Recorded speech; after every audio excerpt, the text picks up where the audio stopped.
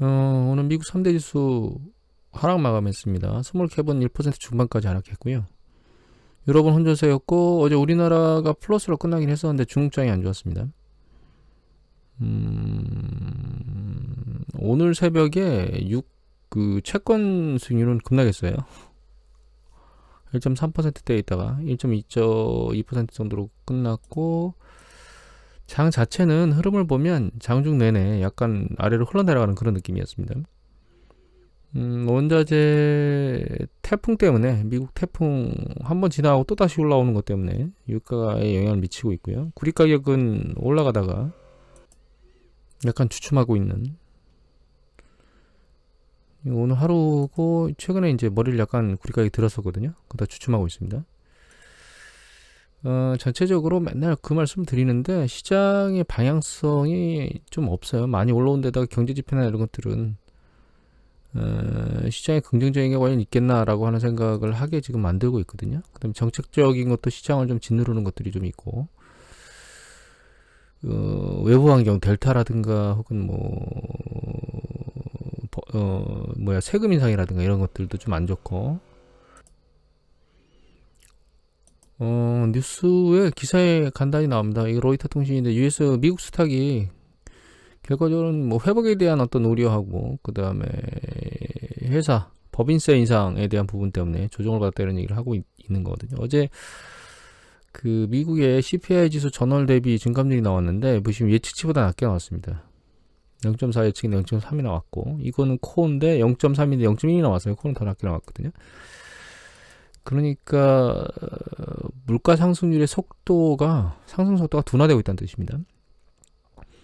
하반기로 갈수록 그 속도는 둔화될 거로 계속 예상이 되고 있는 거기 때문에 이게 특별한 건 아니지만, 둔화된다는 건 사실 긍정적인 신호잖아요.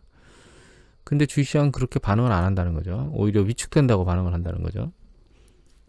이거는 투자자들이 긍정적인 시그널로 반응하는 게 아니고 부정적 시그널로 반응하기 때문에 그만큼 투자 시장의 심리가 안 좋다는 뜻입니다. 그래서 말씀드렸지만 조정에 대비하는 행동이 계속 필요할 것 같아요. 그리고 법인세 인상에 대한 얘기들이 쭉 올라왔는데 28 이런 얘기 나오다가 민주당이 만들어낸 그 법안 내용을 보면 한 26.5% 정도로 올리는 걸로, 물론 이것도 자본거래세, 주식거래나 이런 것들에 대한 법인세 인상, 그러니까 그 세금 인상도 들어가 있는 것 같습니다. 근데 이거 공화당하고 협상하다가 또 뭔가 조정이 되겠죠. 그리고 지금 미국 부도 관련된 얘기들이 나오고 있는데 그것도 협상 안에 또 들어갈 거고, 인프라 관련된 금액도 협상 안에 들어갈 거라 혼조세이긴 하지, 혼란스럽긴 하지만 결과적으로는 법인세는 인상되는 걸로 갈 거고, 인프라와 관련된 예산은 집행되는 걸로 갈 거며, 미국의 그 부도는 지속적이지 않고 발생한다 하더라도 일시적으로 발생하는 그런 형태로 끝나게 될 거예요. 다만 이제 그게 주식시장의 투심을 얼마나 밀어내게 만들 것이냐라고 하는 부분이 있는데, 문제는 그 다리를 건너가고, 그게 이제 올 하반기를 뒤흔들 요소죠. 근데 그 다리를 건너가도 그 다음 다리가 금리를 인상하는 것에 임박해지는 그런 것에 또 도달하게 되거든요. 결과적으로 시장은 조정이라고 하는 그런 시그널에 내년도 중반까지는 계속 걸려 있는 것 같아요. 그래서 조정 없이 추세를 계속 밀고 올라가기에는 상당히 어려운 상황이 아닌가라고 하는 생각을 지금 해야 된다, 이렇게 생각을 하고 있습니다.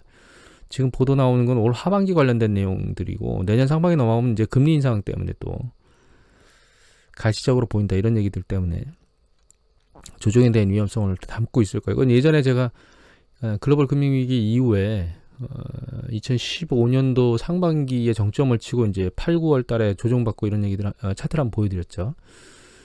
그러니까 이런 걸 넘어가도 내년에는 2015년도에 있었던 그런 시그널대로 움직일 가능성이 높아집니다. 결과적으로 조정이 언제 일어나느냐가 문제이지 없이 지나간다라고 하는 건 아니라는 겁니다. 델타 변이는 이제 한물 갔다가 봐야 될 것 같아요. 여기 보시면 이거 존스 홉킨스 데이터인데요. 보시면 지난번에 15%까지 막 급등한 데이터가 있었는데, 확진율입니다. 그건 오류 데이터였던 것 같고, 최근 90일 보면 올라왔다가 정점을 치고 아래로 좀씩 내려가고 있습니다. 이거는 월드오미터 데이터인데 보시면 확진자 수가 줄어들고 있습니다. 난리를 쳤던 이스라엘, 가장 빨리 갔다가 난리를 쳤던 이스라엘도 하락 국면을 내려오고 있고, 영국이 제일 처음에 난리 쳤죠. 다시 반등하고 있는데 추세는 반등 이후에 추세적으로는 약간 급격한 상승 추세는 멈추고 있는 것 같아요. 결과적으로 쉽게 생각해 보면 델타 변이 확산, 또 뮤가 또 나오고 있는데, 결과적으로는 대응할 수 있는 방법은 있다라고 하는 걸로 정의가 되는 것 같아요. 그러니까 델타 변이나 이런 것들이 경제의 성장 속도를 약간 늦출 수는 있지만 성장 자체를 수축으로 전환시킬 수는 없다, 이렇게 생각을 하시면 될 것 같아요. 그리고 미국의 부스터샷 얘기가 계속 나오고 있는데 50세 이상 부스터샷을 한다고 얘기하는 것 같아요. 그런데 부스터샷이 필요 없다고 전문가들이 얘기하는 사람들이 나오고 있거든요. 그래서 몇 개 그 제약사가 급락을 했었는데,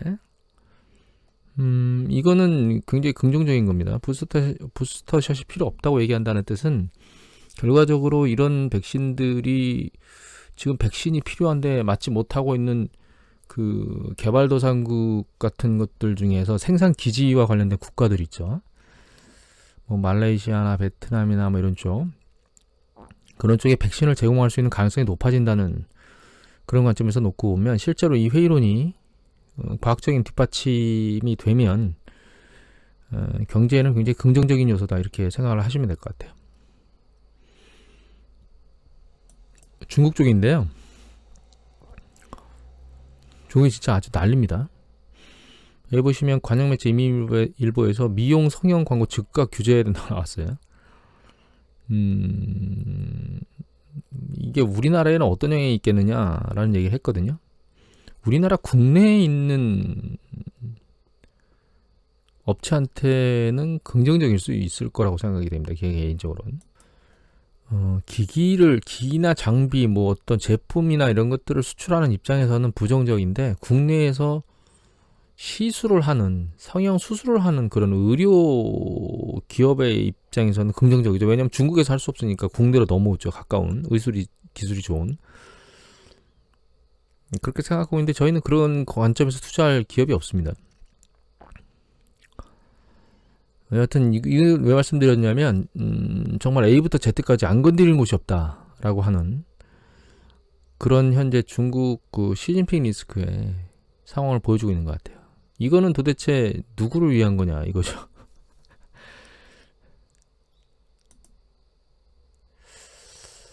헝다그룹이 파산 가능성이 높아져. 뉴스 보도를 제가 어제 봤는데, 헝다그룹 밑에 가지고 많은 사람들이 돈 달라고 데모하는 그런 뉴스를 제가 어제 봤습니다. 헝다그룹 파산하게 되면 그러니까 공공회사에서 인수를 할지가 궁금하네요. 부동산 회사가 지금 파산하고 있는데 중국에서 공공기관에서 이걸 흡수할지 좀 봐야 될 것 같아요. 계속 그 확장하고 주택 건설을 하고 있는데, 그러니까 은행에서 대출을 할 수 없도록, 대출을 더 이상 못 받아가도록 쥐어짜니까 결과적으로는 2위 부동산 업체가 파산하는 문제까지 가고 있습니다. 이 경제적으로는 좀 영향을 미칠 수 있는 가능성이 있습니다. 어떤 형태로든 뭔가 커버하는 정책을 펴야 되겠죠. 중국이 이 정책 조절을 잘 못하는, 그러니까 이게 당국이 정책 조정을 잘 못하는 게 아니고, 인민은행이나 이런 쪽에서 정책을 집행하면 각 성마다, 중국에 여러 개의 큰 성들이 있잖아요. 그 성마다 무엇인가 성과를 내야 되는 그런 것들에 몰려서 중앙정부에서 하는 정책에 이반되는 행위들을 하는 겁니다. 정책을 잘 따라하지 않는 거죠. 그런 것들이 이제 리스크가 커지고 결과적으로 이렇게 터진다, 이렇게 보시면 될 것 같아요. 예전에 이제 철강 산업도 마찬가지였고, 이것도 동일한 패턴입니다. 근데 이게 뭐 큰 문제가 있겠느냐? 전체적인 중국 시장 전체로 놓고 보면 그렇게 큰 문제로 야기되지는 않을 것 같고, 문제가 발생한다 그러면 중국에서 공공에서 인수를 하는 그런 형태로 대응을 하게 될 겁니다. 그리고 이건 한경 글로벌 마켓인데, 강현우 기자께서 이 9월 13일자 엔트그룹의 국유화로 알리바바 주가가 급락했다고 나왔거든요. 13일에. 최근 알리바바 미국에 상장되어 있는 알리바바 차트를 보면 쭉 흘러내리고 있습니다. 쭉. 이거 좀 더 늘려보면 정점을 쳤던 거 이외에 그 뒤로 계속 작년도 하반기 10월 이후로 계속 아래로 곤두박질을 쳐서 코로나 팬데믹 이전으로 돌아왔습니다. 지금. 이게 여기 저가 매수 타이밍이냐, 이게 많이 내려왔을 때 저가 매수 타이밍이라고 많이 생각을 했을 수도 있겠죠. 근데 저가 매수 타이밍이라고 생각했다가 계속 샀다가는 완전히 아작났다는 거죠. 이게 저가 매수 타이밍이냐, 지금은 이것도 좀 생각해 볼 만한 게, 여기 보시면 내용 중에 보면 여러 가지가 있는데, 그러니까 여러 가지 중에서 엔트그룹이 알리페이는 전자상거래, 여기를 볼까요? 엔트그룹은 10억 명당 알리페이 10억 명에 달하는 알리페이 사용자 정보를 바탕으로 소액 대출하고 보험, 펀드 판매 등 금융업으로 확장해 왔는데, 엔트그룹의 매출에 차지하는 비중의 소액 대출이 39%랍니다. 그 다음에 본업인 결제 부분이 36인데 거의 40%가 소액 대출로 이루어지는데, 이거를 분리해가지고 이 소액 대출 부분을 분리해가지고 공공기관하고 합작하는 법인으로 끌고 가겠다는 뜻이에요. 감시하겠다는 뜻이죠. 결과적으로는. 그러면 사업을 제대로 못하겠죠. 그런데 여기 보면 이 기사가 최근 엔트그룹이 초기에는 서민들, 그러니까 정규 금융권에서 대출받기 어려운 사람들에게도 대출 사업을 벌여서 초기에는 서민들 금융 문제를 해결을 기여했는데, 최근에 고리대금업으로 변질됐다는 중국 당국의 판단이라는 거예요. 이거 무슨 얘기냐면 이렇게 생각할 수 있겠죠. 처음에는 확장을 위해서 신용이 낮은 사람들한테도 낮은 금리 정도 수준으로, 낮다는 게 뭐 상대적으로 낮은 거지 급격히 낮은 건 아니겠죠. 상대적으로 대출을 해줄 수 있는 그런 사업을 하다가 신용도를 평가해서 그만큼 그러니까 위험도가 높은 사람들한테 금리를 올리는 그런 패턴으로 갔을 겁니다. 근데 그 금리 올리는 정도가 상대적으로 높을 수도 있겠죠. 왜냐하면 이 굉장히 불안정한 것들을 하기 때문에 그게 이제 고리대금으로 본다는 거죠. 저희 같은 경우에도 일정 수준의 금리 이상을 못 받도록 하고 있잖아요.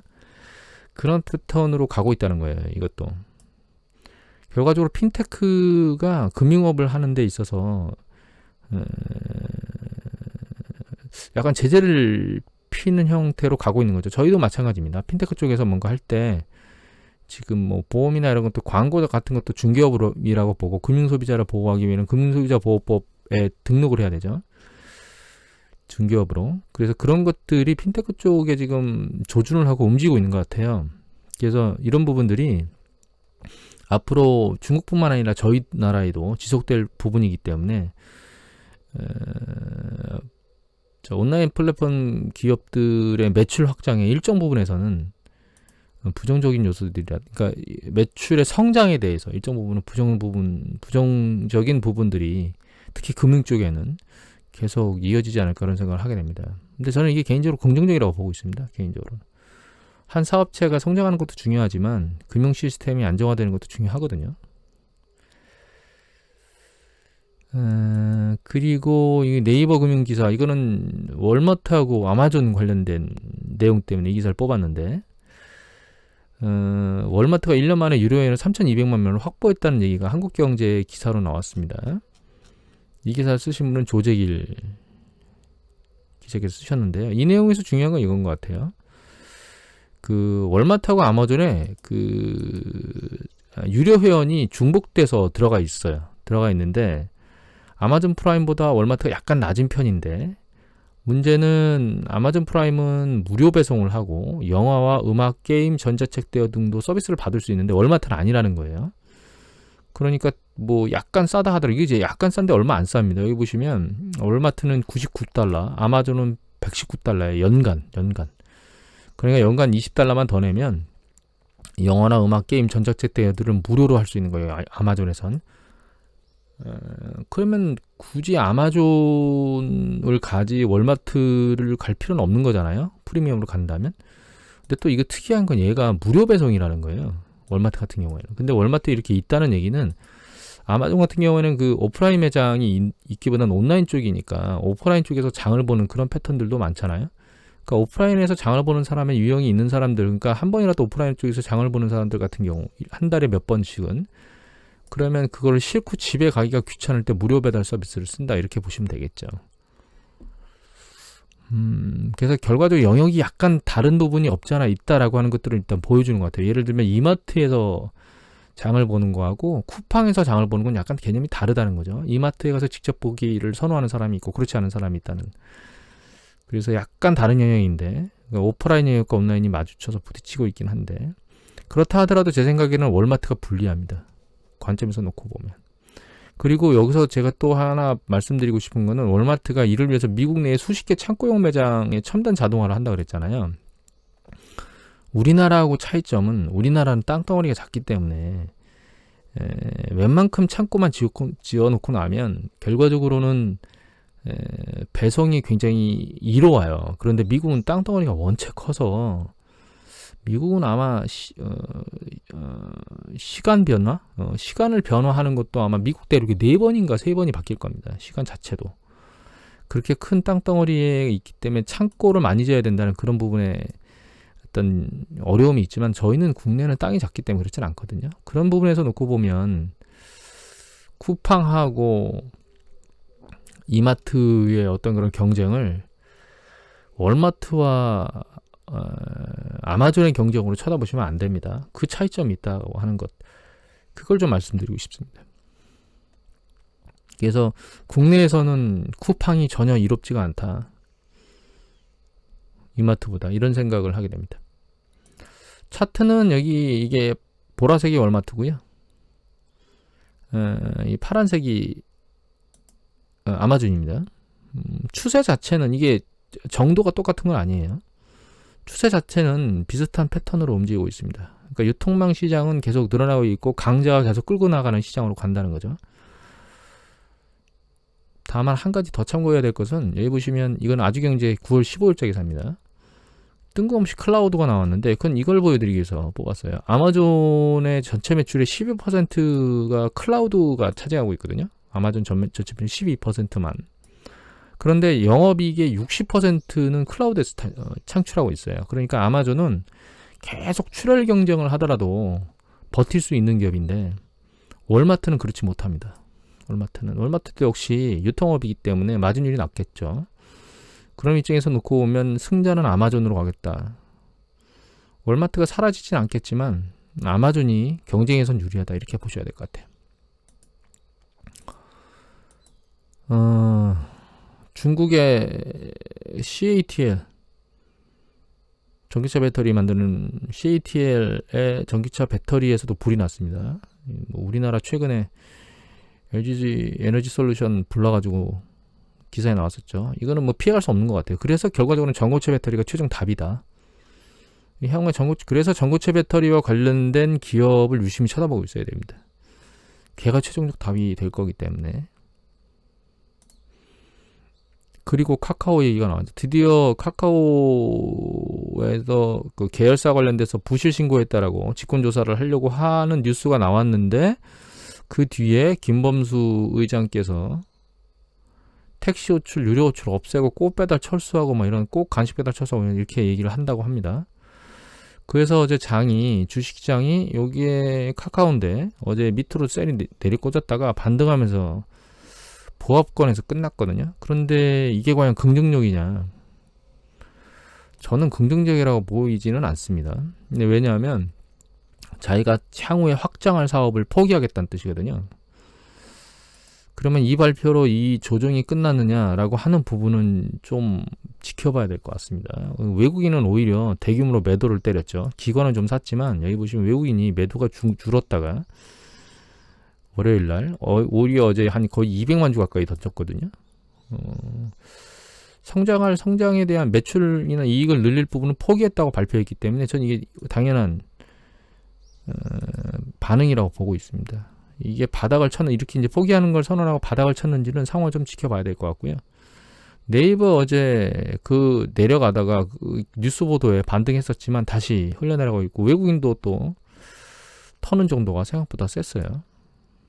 네이버도 영향을 미칠 거다, 이렇게 생각하는 거죠. 하락 정도는 카카오가 훨씬 더 세고 네이버는 적지만, 바라보는 입장에서 놓고 보면 온라인 플랫폼 관련돼서 여러 가지 사업들의 확장이 성장 중심으로 가다가 이제 제재 중심 쪽으로 움직이고 있는 게 아닌가. 기업 투자자들의 그 생각은 그렇게 보고 있습니다.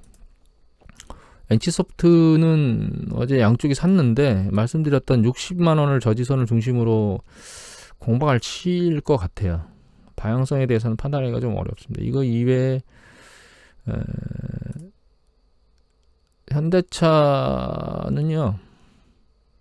신차가 1385만 원부터 나오는 신차가 나왔는데 SUV 캐스프라고 나왔는데 전 이것 때문에 놀란 게 아니고 신차 나온다고 하는 것도 있어. 이것 때문에 놀랐습니다. 800만 원짜리 쪼꼬미 SUV가 나온다 그래가지고 이 기사는 어디 기사인지 모르겠네. 입력이 7월 17일자인데